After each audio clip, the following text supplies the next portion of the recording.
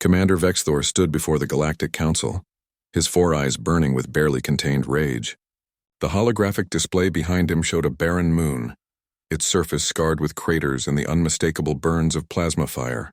300 soldiers, he hissed, his translator struggling to convey the venom in his voice.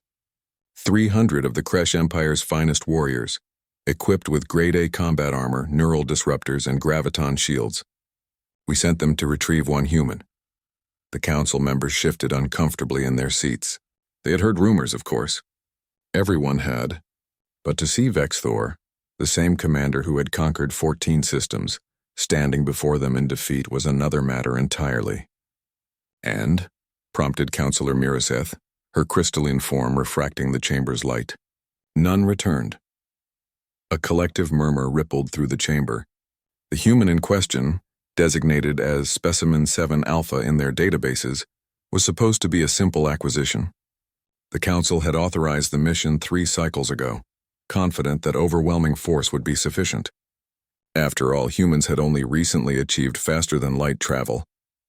They were newcomers, barely worth the Council's attention, except for one troubling fact. Humans didn't break. The first contact had been peaceful enough. The Galactic Council had extended an invitation to Earth's representatives, offering membership and access to advanced technology. But there were conditions, as there always were. Humans would need to submit to genetic cataloging, accept population controls, and most importantly, surrender their capacity for independent military action. Earth's answer had been polite but firm. No. The Council wasn't accustomed to refusal.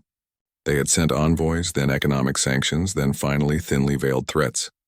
When diplomatic pressure failed, they decided on a demonstration. They would capture a single human, preferably a military specimen, study them, and prove to Earth that resistance was futile.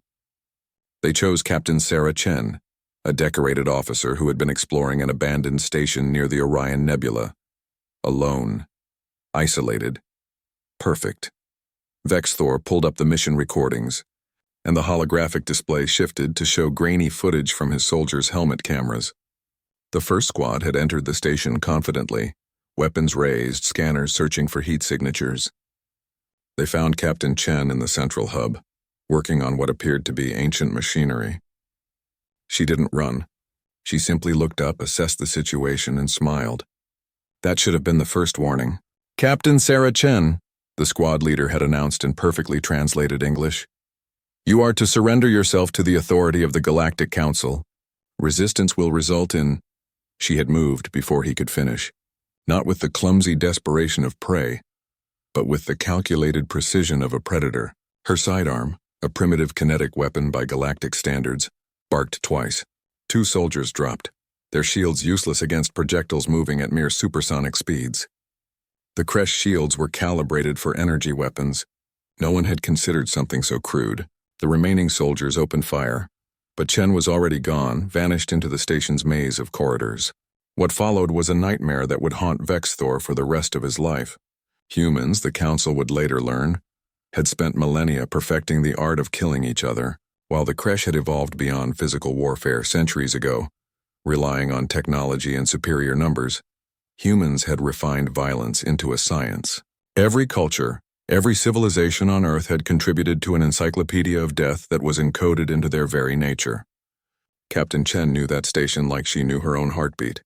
She had spent weeks there mapping every vent, every access panel, every structural weakness. She used the environment as a weapon, decompressing sections to flush out soldiers, rerouting power to electrify doorways, even causing a controlled reactor leak to create a radioactive kill zone that her pursuers couldn't pass.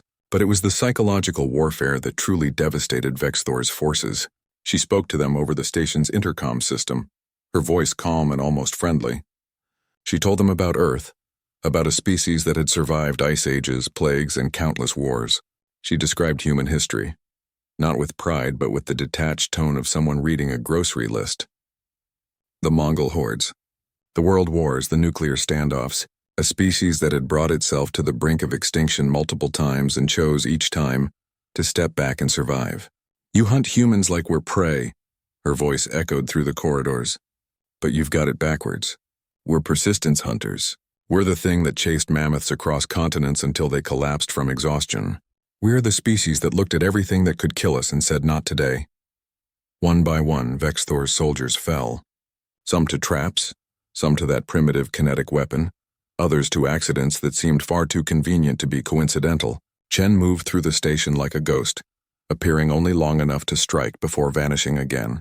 By the time Vexthor sent in the final wave, his elite guard soldiers who had never known defeat, it was too late. The station had become Captain Chen's fortress, and she had become something the galaxy hadn't seen in 10,000 years. A warrior who fought not with superior technology, but with raw, unrelenting human tenacity. The last transmission from the station was brief. Captain Chen, standing among the bodies of Vexthor's finest, looking directly into the camera. "Tell your council," she said, her voice steady despite the blood on her uniform, "that Earth is not interested in membership. Tell them that if they send another army, I'll be waiting. And tell them that there are 8 billion more like me." The hologram faded, leaving the council chamber in silence. Councillor Miraseth finally spoke, her voice barely a whisper. "What do you recommend, Commander?"